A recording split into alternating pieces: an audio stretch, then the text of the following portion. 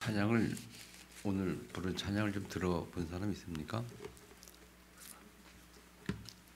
입으로 따라하는 사람도 있는 반면 가만히 듣기만 하는 사람도 있는데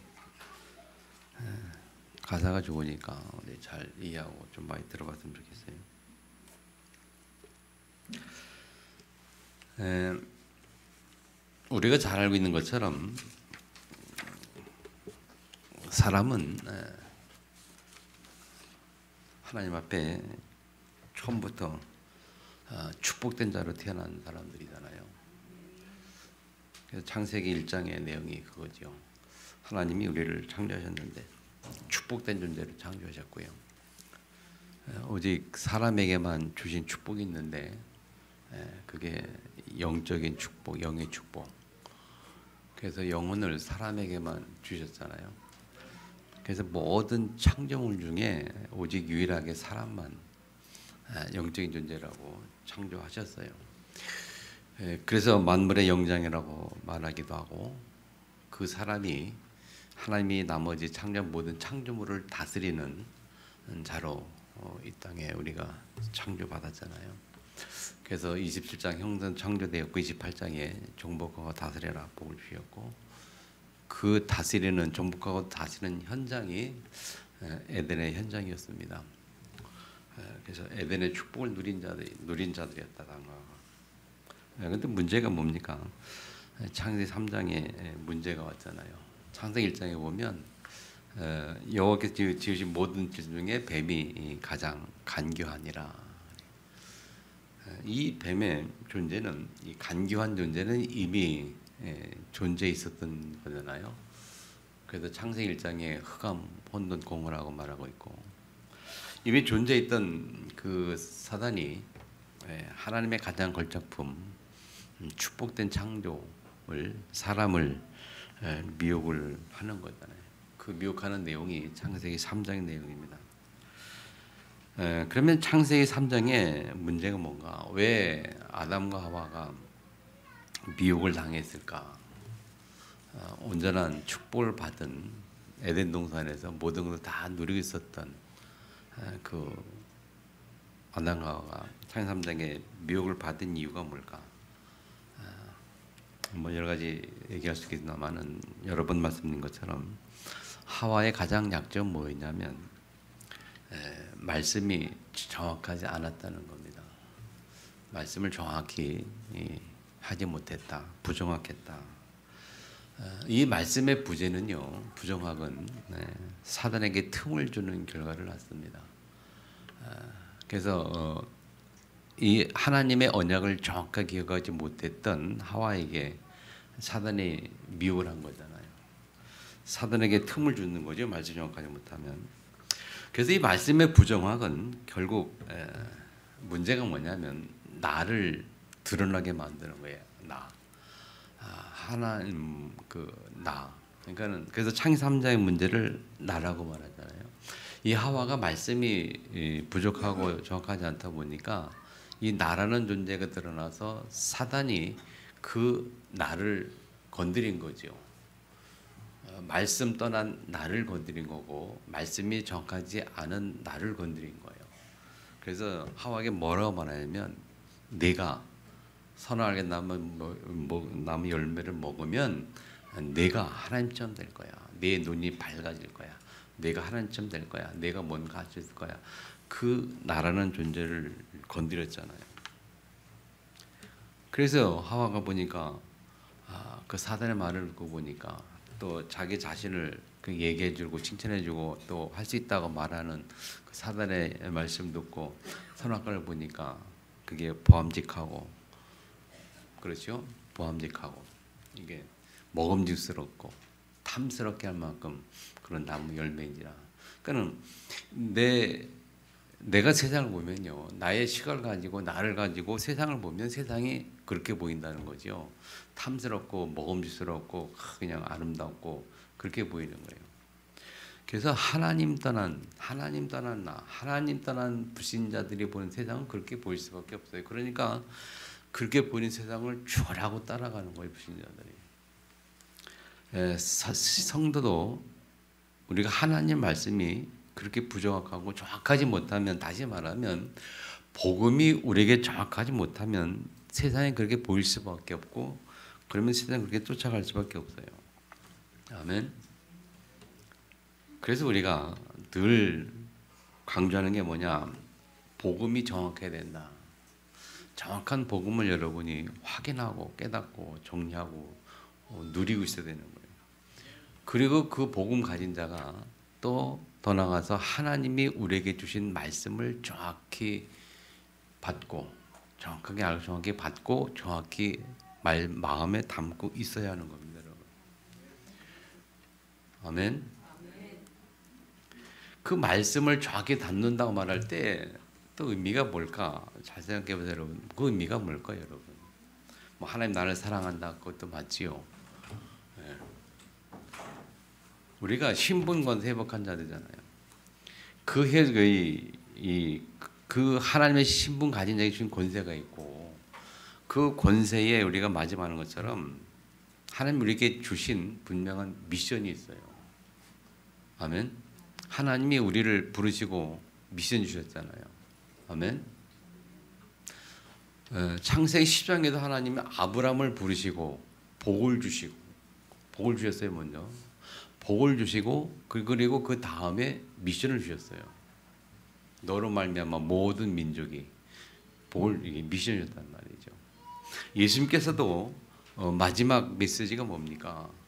부활하시고 승천하시기 전에 주신 마지막 메시지, 그게 우리에게 주신 미션이잖아요. 모든 족속으로 가서 제자를 삼으라. 온 천하단에 만민에게 복음을 전파해라.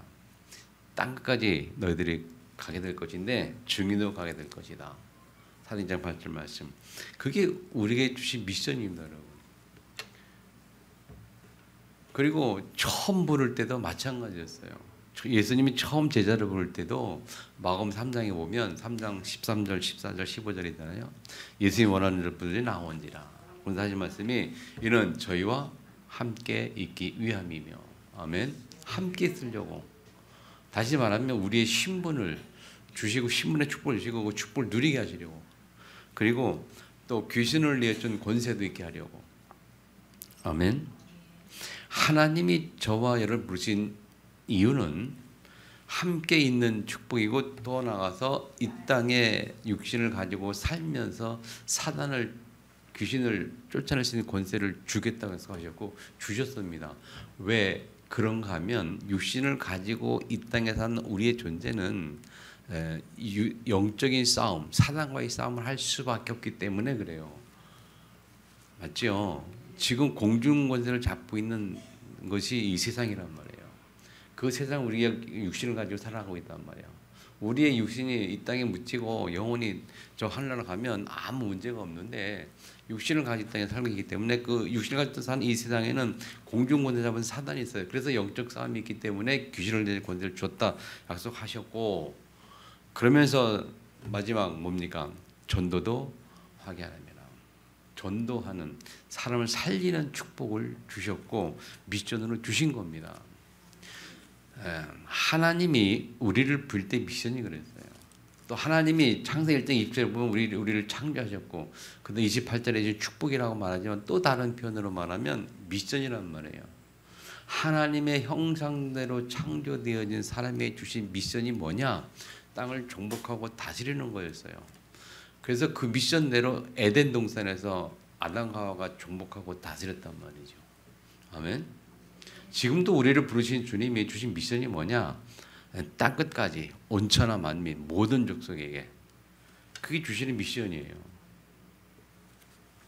그래서 말씀의 부정확이라고 말할 때 무슨 말인가면요, 이 미션에 대한 명확한 어떤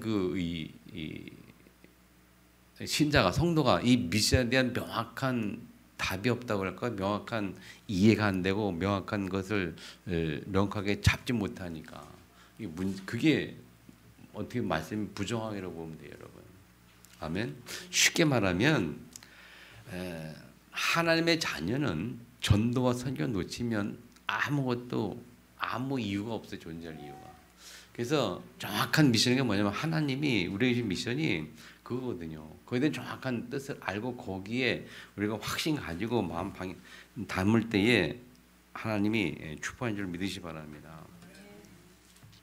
그런데 중요한 건 자꾸 이게 안 되는 이유가 뭐냐면 자꾸 이제 사단이 우리에게 말씀이 부족하다 보니까 이 전도 선교에 대한 마인드 그런 부분이 없다 보니까 오직 기복 신앙 복에 관한 생각만 있다 보니까 말씀의 부정으로 본다면 계속 사단이 건드리는 거예요.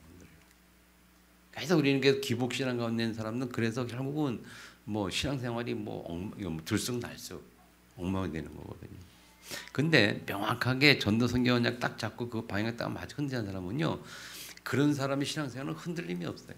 문제가 와도 상관없는 거예요. 딱 나가거든요. 아멘. 이 아담은 그 하와가 건네준 걸 뭐 같이 먹었어요. 먹고 나서 이제 하나님이 그들이 이제 하와가 먹고 나서 이제 벌거벗은 부끄러운 걸 알게 되고 숨었단 말이에요. 그래서 하나님이 아담과 하와를 찾죠. 찾으면서 아담을 보고 뭐라 했냐면 아담 네가 어디 있느냐. 그러니까 아담이 내가 숨었다. 누가 그렇게 숨게 했느냐. 그랬더니 그때 아담의 대답이 뭐냐면요. 그러니까 창세기 3장 하나님의 말씀을 어긴 이후에 아담의 대답이 참 재밌어요. 뭐라 대답하냐면 하나님이 주셔서 나와 함께 하신 여자 그가 그 나무 열매를 내게 주므로 내가 먹었나이다. 이 문장을 잘 보세요. 재밌다니까요. 하나님이 주셔서 나와 함께 하신 여자 그가 결국 무슨 얘기입니까? 아담에게 뭐냐면 내가 먹긴 먹었는데 왜 먹었느냐? 하나님께서 주신 여자 그 사람이 내게 주어서 쉽게 말하면 자기 잘못을 인정을 해야 하네요? 안 하는 거예요. 창세 3장 떠난 이후에 인간이 다 그렇더라고요. 자기 잘못을 인정하는 사람이 별로 없습니다. 처음에 딱 했을 때에 아이고 잘못 그러면 간단히 끝나는 문제인데 안 그래요. 이런저런 얘기하는 거거든요. 인정 안 해요. 그냥 이 하나님 떠난 사람의 속성이에요. 아담의 하와의 문제는 말씀이 정확하지 못했던 문제고, 그 말씀 그 하와를 따서 선을 따먹었던 아담의 문제는 남의 핑계를 대는 거예요. 핑계. 창세기 3장 이후의 인간은요. 말씀도 부정할 뿐만 아니라 내가 드러나다 보니까 나의 잘못을 나의 과오를 인정을 안 하는 거예요. 그래 항상 남의 핑계대고 남의 탓하고 그랬단 말이죠. 이 창세기 3장의 문제란 말이에요. 근데 중요한 건 뭐냐면요. 뭐 나를 찾는 건 좋죠. 나를 찾아서 뭐 좋죠.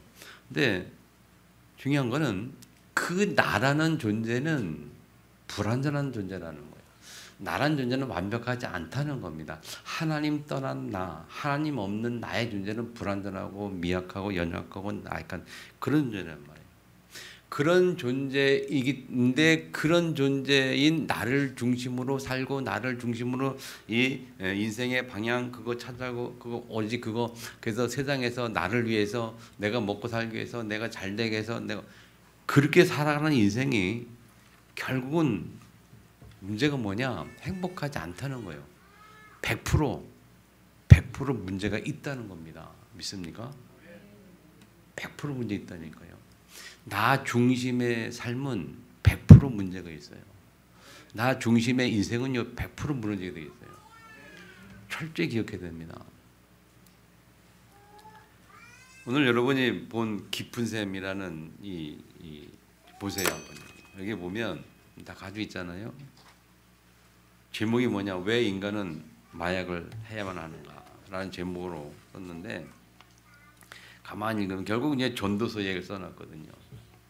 보면서 또 잠깐 생각하는 게 참 이 말씀이 너무 맞다 하고 인정할 수밖에 없는 거는 이 솔로몬이 모든 걸 다 누려봤잖아요.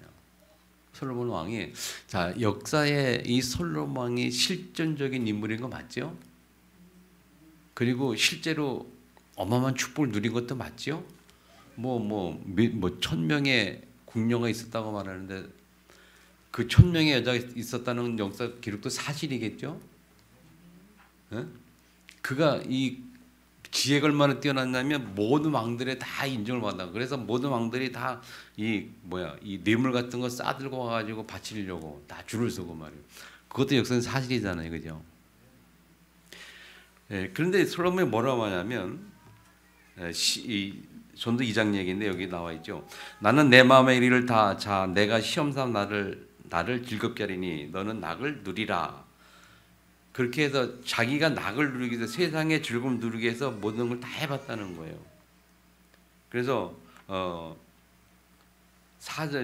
네 번째 보면 나의 사업을 크게 하게 되고 내가 나를 위하여 집들을 짓고 포도를 구하며 5절에 여러 동산과 과원을 만들고 그 가운데에 각종 과목을 심었으며 나를 위하여 수목을 기르는 삼림물을 주기 위하여 못들을 팠으며 남녀 노비들을 사기도 하고 남녀 노비를 얼마나 많은 사람들을 사기도 하고 나를 위하여 집에서 종들을 낳기도 하였으며 또 나보다 먼저 예루살렘에 있던 모든 자들보다 내가 소와 양떼의 소유를 더 많이 가졌으며 은과 금과 왕들의 소유한 보배와 여러 지방의 보배를 나를 위하여 쌓고 또 노래하는 남녀들과 인생들이 기뻐하는 처첩들을 많이 두었노라.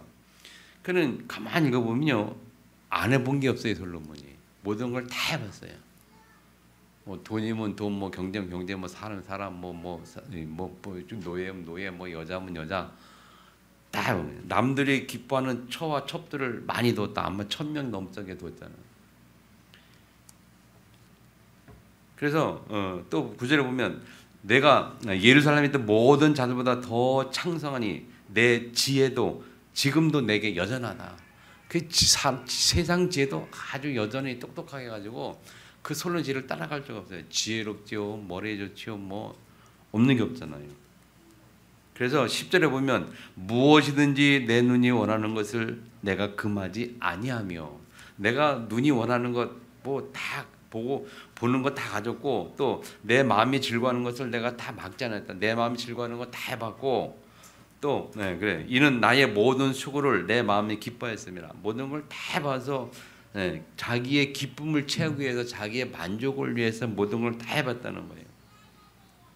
그래서 자기 수고로 말미암아 얻은 몫이다. 머리가 좋고 뛰어나니까 지혜로우니까 수고가 다 얻었단 말이죠. 그런데 마지막 보세요. 그 후에 내가 생각해 본즉 내 손으로 한 모든 일과 내가 수고한 모든 것이 다 헛되어 바람을 잡는 것이며 해 아래서 무익한 것이다. 그래서 이제 솔로몬이 고백한 것이 뭡니까? 해 아래 새 것이 없다. 헛되고 헛되니 모든 것이 헛되도다. 그러면서 마지막 장에 12장이 하는 말이 뭔지 아십니까? 12장이 하는 말이 마지막 12장이 하는 말이 너는 청년 때에 너의 창조주를 기억하라.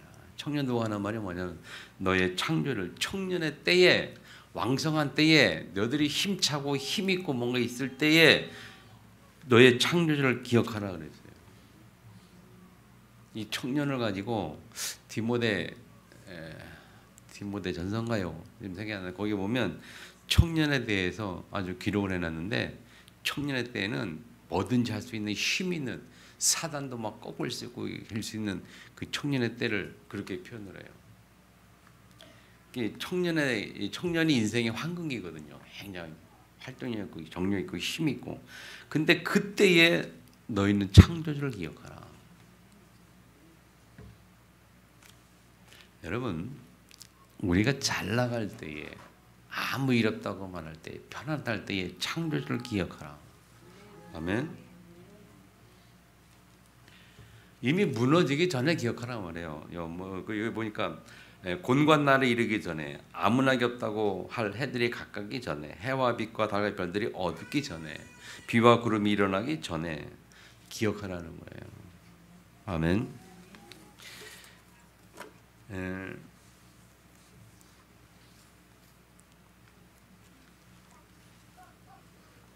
뭐 아시는 거지만 다시 한번 여러분 좀 생각해 볼 거거든요. 우리 인생에 정말 중요한 게 뭘까? 저 여러분이 살아가는 인생에 정말 중요한 거는 뭘까? 그리고 나는 무엇을 향해 가고 있는지, 무엇 때문에 살고 있는지, 또 앞으로 무엇을 해야 할지, 그런 질문은 자주 할수록 좋아요. 답이 안 나면 계속 질문해야 하면, 답이 없다면 우리가 하나님이 내게 원하는 게 뭔지, 나는 하나님 앞에서 하나님이 원하는 방향으로 가고 있는지. 아멘. 이건 우리가 계속 끊임없이 질문이 될 문제예요. 그래서 여러분 왜 그런가 하면 인생의 진짜 해답을 찾아야 된다니까요. 인생 진짜 해답. 내 삶의 이유, 목적, 진짜 해답을 찾아야 된다니까요. 오늘 솔로 고백처럼 다 해봐도 소용이 없다니까요. 아무 낙이 없어요. 정말 낙 있는 건 뭐냐? 뭡니까 여러분? 우리 인생에 가장 낙이고 가장 가치 있는 게 뭘까요? 뭘까요 여러분? 사람을 살리는 것밖에 없다니까요. 다니엘서 10장 3절 얘기했잖아요. 옳은 대로 돌아가는 자는 별처럼 영원토록 비추리라. 영원한 축복이 뭐냐? 사람을 살리는 축복이에요. 이거에 대한 분명한 정리와 확신이 있어야 된다니까요.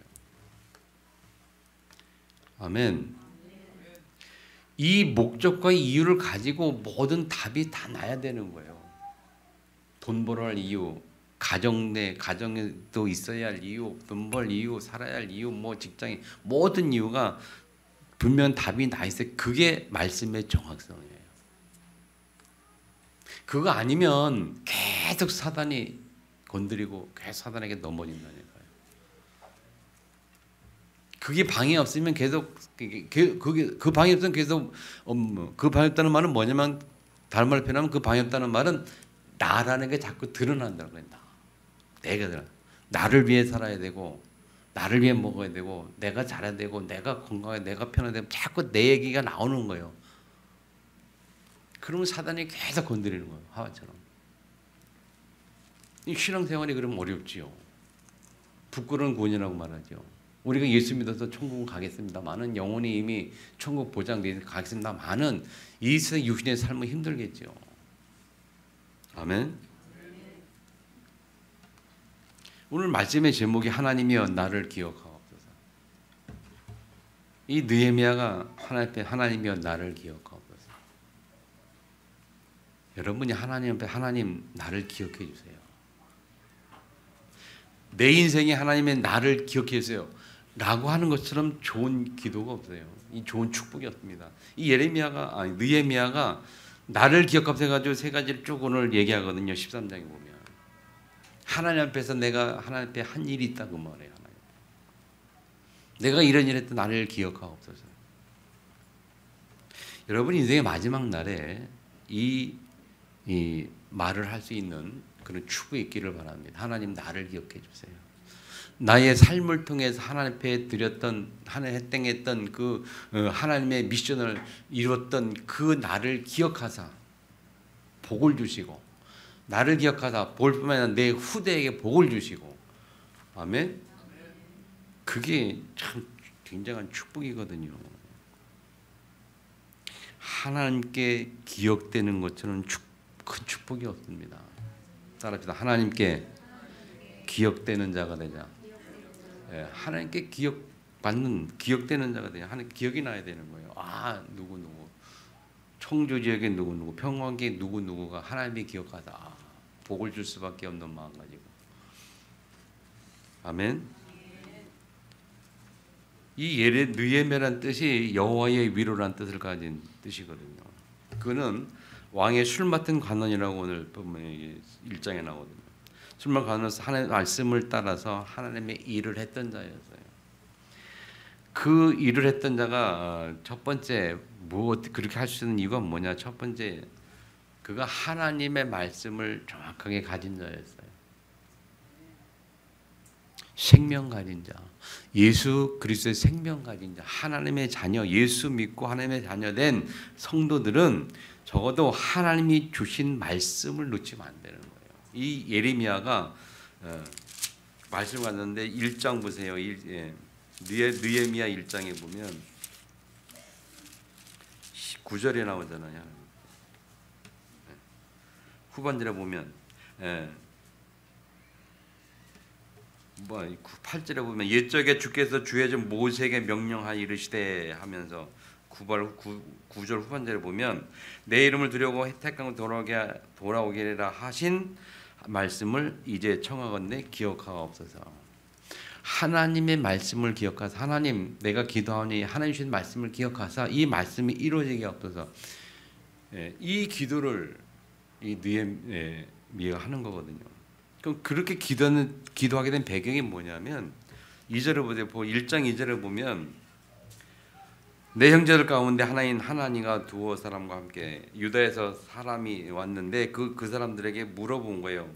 야 사로잡힐 면하고 유다에 남아 있는 자들의 형편이 어떠냐? 이르사는 사람이 어떠냐 그랬더니 그들이 대답하기를 뭐라 그럽니까? 3절에 보면 환난을 당하고 능욕을 받으며 성은 무너지고 불타고 허물어지고 불탔다. 그렇게 얘기를 하죠. 그 말을 들은 느헤미야가 4절에 보면 앉아서 울고 수일 동안을 슬퍼했다. 무슨 말씀인가 여러분? 이 말씀 묵상하면서 그렇구나.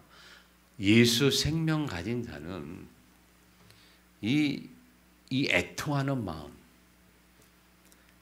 이 하나님의 자녀가 무너지고 성벽이 무너지고 교회가 무너지고 복음이 없고 힘이 없는 성도들을 향하여 애통하는 마음을 가지고 있어야 되지 않냐?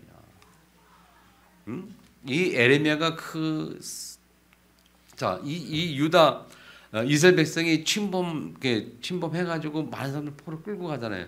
끌고 가고 남아 있는 사람들의 형편을 물어봤을 때 그들의 삶의 모습 보면서 이 느헤미야가 막 그냥 며칠 동안을 그 마음 아파 슬퍼 울었던 거거든요. 그 다음에 뭐했냐? 하늘의 하나님 앞에 금식하며 기도했다. 그래서 5절 이하에 이제 기도 내용이 쭉 나오는 거거든요. 그 기도하는 가운데 하나님의 말씀을 기억하옵소서. 모세에게 주신 말씀을 이제 기억하옵소서. 그들을 그냥 두셔야 되겠습니까? 그게 느헤미야의 기도였어요.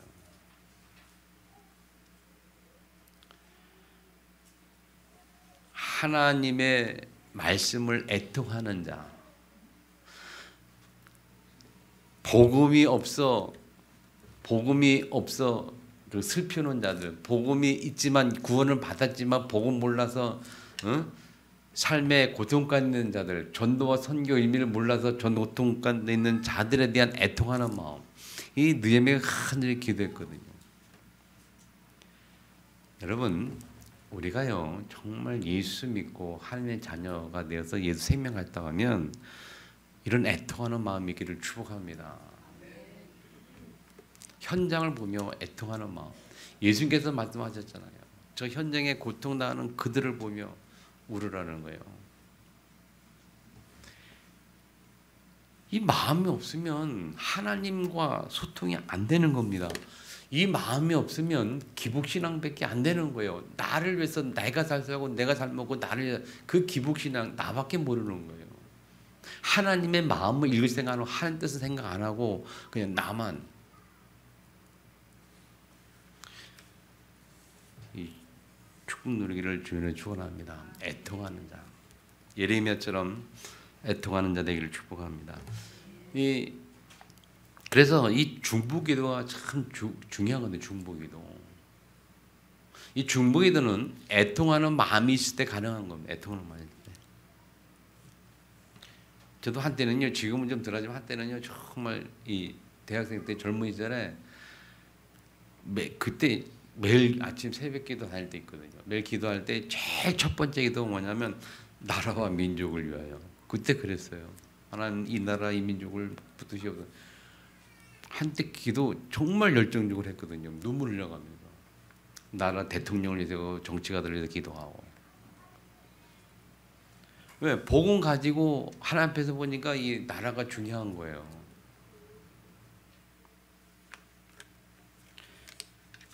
그 김중곤 CCC 김중곤 목사님이 얼마나 그분이 이 CCC를 창립에 이렇게 하면서 얼마나 대학생들에게 그걸 심어놓는지 아세요? 나라 민족을 위한 기도. 그때 제가 CC 다닐 때거든요. 메시지 들으니까 막 가슴에 그 나라 민족 기도할 수밖에 없는. 그 CC는 매년 연초에 3박 4일, 4박 5일 원단 금식 기도하거든요. 그 원단 금식 기도에는 나라 민족에서 기도하는 시간이에요. 정말 금식하면서 막 울며 기도하거든요. 이 애통하는 마음. 여러분, 우리가 마찬가지 우리 성도들도 여러분들끼리도 우리 성도들끼리도 참 연약한 성도를 위해서 애통함을 기도하는 그 마음이 필요한 거예요. 제가 오늘 말씀 보면 이게 묵상하면서 그렇구나. 저도 이제 다시 저도 이제 기도를 정말 기도해 보게 됐구나. 무슨 기도냐? 여러분을 위한 기도를 느헤미야처럼 좀 기도해야 되겠다. 넌 제가 받은 은혜, 제가 받은 은혜. 우리 성도를 놓고 정말 기도되겠다. 제가 처음에 은혜 받고요. 하나님의 정말 사랑 은혜하고 사랑을 깨닫고 막 감동 감격돼 가지고 막 그럴 때, 이제 서울 가서 이제 은혜 받아 살을 때인데 그때 막 은혜 받은 거예요. 그 은혜 받고 나니까 뭐가 생각나면 청주에 제가 20개 다녔는데 그 청주에 다니던 교회 내 대학 후배들이 생각나는 거예요. 후배들의 그 신앙의 모습이 생각나고 내가 가진 사랑, 이 은혜를 좀 같이 나눴으면 좋겠다 싶어가지고 생각이 나더라고요. 그래가지고 마침 연락해 보니까 수련회 간대. 수련회 그 다음 주에 대학 수련회, 여름 수련회. 그래가지고 내려와서 여름 수련회를 같이 갔잖아요. 같이 참석 가가지고 막 기도하는 거예요, 막 그 참석한 우리 대학생들이 다 하나님의 사랑께서 은혜 받도록 막 기도해요. 간증도 하고 막 그랬는데 어쨌든 그 기도 모습을 보고 그때 전도사님 때 분이 저보고 한 말이 뭐냐면 참 딱 그 목사감이라는 딱 목회자 이 목자의 심령이라는 거지 목자의 모습이라는 거예요. 그러면서 목사 되면 어쩌고 얘기하더라고요. 그래서 뭐 그때는 생각 없었습니다만은 그러더라고요, 여러분. 우리가요 이 애통하는 심정을 기도하는 게 굉장히 중요합니다. 연말에 이 기도 회복하기를 축복합니다. 애통하는 심령으로 영혼을 보면서 아멘. 그래서 그 예레미야가 2장은 좀 이따 보고 그다음에 그 예레미야가 느헤미야가 12장 13장에 보면 느헤미야가 종교 개혁한 내용이 나옵니다. 그 내용 중에서 이제 우리가 세 번 보는 13장을 느헤미야 개혁을 보는 거거든요. 그 느헤미야가 평생을 살면서 뭐 했냐? 개혁한 거예요, 개혁. 세 가지 개혁을 했는데 첫 번째 한 게 뭐냐면 그 개혁한 내용을 보고 하나님 나를 기억합시다 이렇게 한 거거든요. 7절에 보세요. 7절에 보면 13장 14절에 보면 내 하나님이여 이 일로 말미암아 나를 기억하옵소서. 내 하나님의 전과 그 모든 직무를 위하여 내가 행한 선한 일을 두말하지 마옵소서. 그 10년 가졌던 느헤미야가 그의 삶을 통해서 세 가지 개혁을 뭐했냐? 첫 번째 한 게 뭐냐면 성전을 개혁, 성전 개혁. 성전. 그 느헤미야가 그 왕 앞에 고백해서 왕의 허락을 받고 어디 와요? 돌아와서 성전을 재건축하는 거고. 저희 느헤미야를 통해서 다시 돌아온 게 그 포로의 3차 기원해가지고 포로를 데리고 와서 성전을 재건합니다. 그게 7절에서 14절까지. 그 성전을 재건하는 그 일로 말미암아 하나님이여 나를 기억하옵소서. 두 번째 한 게 뭐냐면 22절에 보면 뭐라고 해요? 또 내가 또 레위 사람들에게 몸을 정결하게 하고 와서 성문을 지켜서 안식일을 거룩하게 하려 하였느니라. 내 하나님이여 나를 위하여 이 일도 기억하시옵고 주의 크신 은혜대로 나를 아끼시옵소서. 무엇을 했습니까? 두 번째 한 일이 안식일을 정리한 거예요. 안식일을 회복한 거예요. 뭡니까? 예배를 회복한 겁니다. 모든 성들이 예배할 수 있도록 안식일을 회복한 거예요. 우리 인생에 정말 중요한 일들을 했는데 성전을 다 수리하고 깨끗하게 수리하고 예배를 회복하고 안식일을 거룩하고 예배를 회복하고 더 나아가서 세 번째 한 게 뭐냐면요. 31절에 내가 정한 기한에 나무와 처음 읽는 것을 드렸사오니 하나님이여 나를 기억하사 복을 주시옵소서. 이 내용이 뭐냐면 27절에 나와요. 내가 이방인을 아내로 맞아 큰날 행하여 하나님께 범죄하는 우리가 어찌 용납하겠느냐. 다시 말하면 그 이방 여인들이 제사장들까지도 결혼해가지고 무너지게 만들었단 말이에요. 이방 여인들이 이 어떻게 들어왔냐? 솔로몬 왕 때 많은 이방인들이 들어왔죠. 수많은 우상들을 가지고 이방 여인들을 맞아들였단 말이에요. 그걸로 말미암아 무너지고 교회가 무너지고 예배가 무너지고 타락하고 선이 무너지고 그랬단 말이에요. 그 원인이 되는 이방인들을 정리를 해버렸어요. 느헤미야가 이방 사람들을 떠나겠다는 겁니다. 아멘. 모든 것을 다 떠나는, 결혼하지 말라, 데려오지도 말고 가지도 말고 딸 데리지 말고 다 말고 결혼하지도 말고 딱 정리시켜 버렸어요. 그들이 와서 제사장까지 더럽혔단 말이죠. 이것을 느헤미야가 이 개혁을 시작해 버린 겁니다. 세 가지 개혁. 느헤미야 세 가지 개혁. 그것을 하나님 앞에 하나님이여 기억하옵소서. 다시 말하면 우리 인생을 놓고 삶을 놓고 우리가 하나님 앞에 무엇을 했는가. 하나님 나라와 그의 의를 위하여 우리 하는 일. 그것이 하나님 앞에 떳떳하게 드러내놓을 수 있는, 떳떳하게 말할 수 있는 그런 삶이기를 축복합니다. 하나님이면 내 인생이 하나님이 기억될 만큼 떳떳하게 예배 회복, 성전 회복, 예배 회복, 이방인들 정리하는 거예요. 무슨 말입니까? 이방인을 떠났다 이런 정리하는 말입니까? 불신자와의 관계를 철저하게, 복음 외에는 양보하지 말고, 복음 외에는 주지도 말고 받지도 말고, 복음 때문이라면 우리가 양보할 수도 있습니다만은 복음이 아니라면 그럴 필요는 없어요. 오직 복음 때문에 이방인들과 관계가 정리돼야 된다니까요. 괜히 불신자에게 끌려다니지 말고 복음 때문에 그들을 리드할 수 있는, 복음까지 영향을 주는 사람들. 그래서 세 번째 예레미야가 그런 사람이었다니까요. 술 맡은 관원. 다시 2장으로 돌아가가지고요. 예레미야 2장 돌아가가지고 1장 마지막 절에 보면 마지막 부분 이렇게 나오죠. 귀를 들어서 오늘 종이 형통하여 이 사람들 앞에서 은혜를 입게 하옵소서 하였나니 그때에 내가 왕의 술관원이 되었느니라. 이 포로를 잡힌 느헤미야가 왕의 술 맡은 관원, 술관원이 되었어요. 그게 느헤미야가 포로에 있던 현장입니다. 포로 잡혀간 느헤미야의 현장이 뭐냐면 술관원이었단 말이에요. 무슨 말입니까, 여러분? 생명 가진 하나님의 자녀는요, 어떤 현장에 있든지 그 현장의 주역이 되는 거예요. 늘 말씀드린 것처럼 그 현장의 주인공이에요. 술 맡은 관원으로 왕에게 총애받는 자, 신임받는 자였어요. 그 증거가 뭐냐면, 자, 아까 얘기했던 그 자기 백성들 이야기를 들으면서 막 마음이 아파하고 금신막 기도했잖아요. 그 모습을 보고 왕이 말하는 겁니다. 2절에 보면 왕이 내게 이르되 내가 병이 없거늘 어찌하여 얼굴에 수심이 있느냐 묻죠. 네가 어찌 얼굴에 수심이 있느냐. 그랬더니 대답합니다. 내가 근심이 있습니다. 뭐냐 했더니 내 조상들의 묘시 있는 성읍이 이제까지 황폐하고 성문이 불탔사오니 내가 어찌 얼굴에 수심이 없사오리까.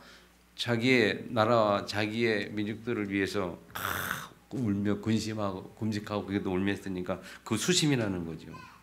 그때 왕이 또 뭐라고 묻는가 하면 4절에 보면 내게 이르시되 그러면 내가 무엇을 원하느냐 하시기로. 무엇을 원하느냐 물어요. 이 포로인데 포로에게 너 뭘 원하느냐 그게 묻는 겁니다. 그때 대답이 뭡니까?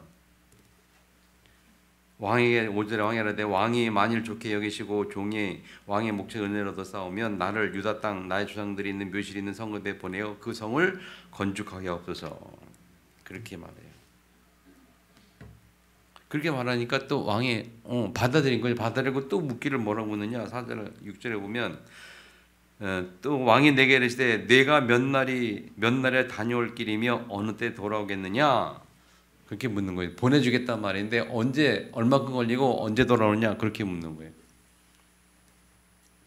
그때 이제 대답을 쭉 밑에 하게 되고 하게 되면서 또 왕이 구하죠. 뭐 군사들 달라, 뭐 같이 달라, 뭐 해가지고 군사들과 함께 해가지고 포로들 이렇게 해서 돌아와서 성전을 재건축을 하게 되는 3차 포로 기한이 이루어지는 시작이 되는 겁니다. 여러분. 무슨 얘기입니까, 여러분? 하나님의 자녀는요. 어떤 현장에 있든지 그 현장의 주역이 되어서 그 현장을 리드하는 자고 그리고 영향을 받는 사람이 아니라 영향을 주는 사람이라는 거예요. 이 느헤미야가 왕에게 영향력을 끼치는 사람이었어요. 어느 정도 영향을 끼쳤는가 하면 내 나라에 가서 좀 성전 좀 건축하고 했다. 그거 그냥 단순히 가는 게 아니고 그러니까 가겠다고 허락해줬고 또 가라니까 또 그냥 가는 게 아니고 군대도 보내고 뭐 재물도 다 보내달라니까 또 그것까지 줘서 보내는. 그 정도로 영향 있는 사람이었다. 아멘. 단순한 얘기 아니라니까 여러분. 우리가 신앙 가지고 믿음 가지고 하나님 앞에서 말씀 앞에 서고 또 우리의 삶의 이유와 목적이 전도와 선교에 있고 그 방향 분명히 정리가 되고 그러면서 현장에서 계속 강단면서 가지고 목사님이 기도할 때에 하나님이 그 현장에서 나를 주인공으로 만든다니까요. 그게 역사의 증거고 성경의 증거고 지금도 우리에게 주시는 축복이라는 거예요. 아멘. 이것을 렘넌트들이 어릴 때부터 깨닫는다면 얼마나 큰 축복이겠습니까? 이것을 우리가 계속 우리 속에 각인 뿌리내야 되는데 어떻게 됩니까? 계속 말씀드려야 되지 않겠어요? 어제도 여러분 핵심 산업적 메시지 들었는데 얼마나 은혜인지 몰라요. 어제도 산업적 메시지 때 뭐라고 말씀했습니까? 나를 딱 보면 무슨 교회 딱 얘기 생각나게 하라. 그리고 교회 오면 치유 우리 교회 가면 편안하고 치유받고 막 그런 그 교회의 대표적인 인물 나를 볼 때에 교회 그런 모습 빚어지는 사람을 살리는 치유하는 그 망대가 되라 그 목표가 되라 그런 얘기 막 했거든요. 그럼 뭐 참 무슨 말씀입니까? 그 말씀 자꾸 우리가 들을 때에 그걸 성경을 통해서 확인하고 증거하고 그런 것을 점검할 때에 계속 그 말씀이 내게 마음에 담길 때에 우리가 조금씩 변해가지요. 그래서 말씀을 계속 듣는다니까요. 조금씩 변해가도록. 아멘. 승리하시기를 축복합니다. 여러분 결론 맺겠습니다. 여러분 나의 삶이 하나님 앞과 후대 앞에 기억된다면 굉장히 큰 축복이 될 것입니다. 오늘 우리가 느헤미야처럼 우리 하나님의 일에 반응하고 그 일을 쫓아가는 전도와 선교, 사랑, 영혼 살리는 하나님의 일에 분명히 말씀에 정확하게 정리가 되어지고 쫓아가는 그래서 여러분 현장의 주역되기를 주민을 축복합니다. 주신 말씀 붙들고 기도하겠습니다.